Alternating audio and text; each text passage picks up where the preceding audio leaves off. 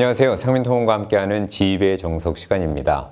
자, 화물운송업에 입문하는 가장 기본적인 관문이라고 하는 화물운송 종사자 자격증 실전 문제 한번 또 풀어보는 시간 갖도록 하겠습니다.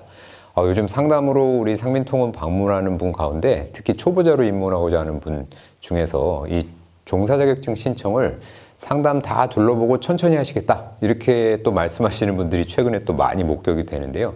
늘 말씀드리지만 신청한다고 뭐 바로 다음 주에 시험을 보거나 이렇게 할 수 있는 것이 아니기 때문에 반드시 미리미리 시험 날짜 잡아서 신청을 하셔야 정확히 또 본인 일정에 맞게끔 시험 볼 수 있다는 점 다시 한번 강조드리면서 첫 번째 문제 들어갑니다. 일시정지에 대한 설명으로 옳은 것은? 1번. 어린이가 보호자 없이 도로를 횡단할 때 일시정지한다. 2번. 차량 신호등이 적색의 등화인 경우 횡단보도 직전에서 일시정지한다. 3번. 당시의 속도가 0km/h인 상태로서 완전한 정지 상태를 이행하는 것이다. 4번. 차 또는 노면 전차가 즉시 정지할 수 있는 느린 속도로 진행하는 상태이다. 자, 문제에서는 일시정지에 대해 묻고 있습니다. 화물운송 종사자 자격증 시험은 얼핏 보면 문제가 굉장히 쉬워 보인다 이렇게 느낄 수 있지만 정확한 개념을 모르면 바로 혼동해서 비슷한 오답을 선택하는 경우가 아주 많이 발생하는데 본 문제의 보기 3번의 경우는 일시정지가 아니라 정지에 대한 설명이기에 혼동하기가 매우 쉽습니다. 그리고 보기 4번의 경우도 잘 모르면 이것도 맞는 말 아닌가 할 수 있는데 정확히는 서행을 설명하고 있죠.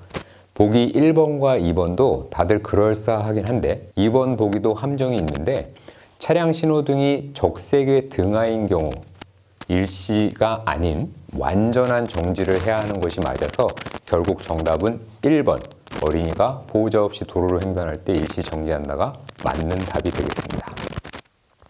그럼 두 번째 문제로 좀 넘어가 보죠. 교통사고 처리 특례법상 특례가 배제되는 신호 지시 위반 사고가 아닌 것은? 1번. 지시표지를 위반하여 일어난 사고. 2번. 운전자의 고의적 과실로 일어난 사고. 3번. 경찰관 등의 수신호를 위반하여 일어난 사고. 4번. 신호기가 고장났거나 황색 전멸 신호등이 있는 도로에서 일어난 사고. 이번 문제도 공부를 좀 어느 정도 하지 않았다면 많이 당황할 수 있는 문제인데요. 평상시 잘 모르는 개념인 교통사고 처리 특례법 관련 문항이라서 보자마자 당황하기 쉬운 문제입니다. 우선 교통사고 특례법에 특례가 아닌 예외되는 경우는 뺑소니나 음주 측정 불응같이 특수상황과 12대 중과실 등으로 알려져 있는데 다행히 이 문제의 경우 보기 1번부터 3번이 그나마 기본적인 상식선에서 이해가 되기에 정답은 4번이 되겠습니다. 진행 방향 신호기 자체의 고장이나 황색 전멸 등 도로에서의 사고의 경우는 교통사고 처리 특례법상 반의사 불벌 특례가 적용된다는 점을 이 기회에 참고로 알아두시면 좋겠습니다. 이 문제와 연관되어서 앞에 제가 살짝 설명드렸던 12대 중과실의 경우는 반드시 시험 응시 전에 많이 살펴보시고 좀 머리에 정리를 해서 넣어두시면 좋겠습니다. 아주 자주 출제가 되는 항목 중에 하나이니까요.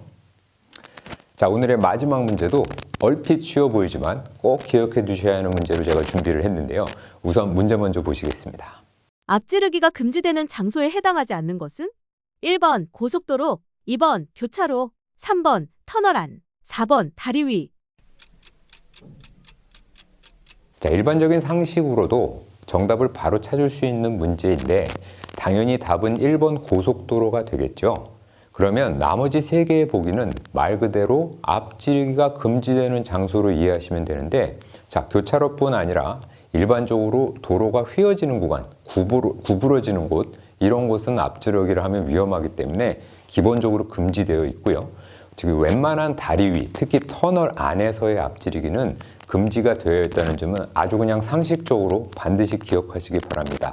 자, 이런 구간은 기본적으로 바닥을 보시면 차선이 대부분 점선이 아닌 실선으로 되어 있기 때문에 기본적으로 차선 변경이 금지되어 있다는 점을 기억하시는 것이 좋고 실제 차량을 운행하실 때도 실선 구간에서 차선 변경을 한다면 당연히 대부분은 앞지르기를 하실 목적으로 이제 차선을 변경하는 것인데 이는 명백한 불법이기 때문에 가끔 뒷차량 블랙박스에 찍힌 영상을 뭐 신문고 이런 데다가 신고하는 사람들이 굉장히 많아서 바로 과태료 부과 대상이 될 수 있기에 이거는 뭐 시험도 중요하지만 운행하실 때 어떤 차를 운행하시든지 반드시 실선에서는 차선을 변경하면 안 된다. 이런 것들을 꼭 기억하시고 뭐 시험도 중요하지만 이런 것들을 정해놓은 이유는 안전 때문에 그런 겁니다. 위험하기 때문에 하지 말라는 것이니까 웬만하면 지켜주시는 것이 좋겠죠. 자, 오늘은 화물운송 종사자 자격증 실전 문제를 여러 군데서 좀 뽑아서 알려드렸는데요.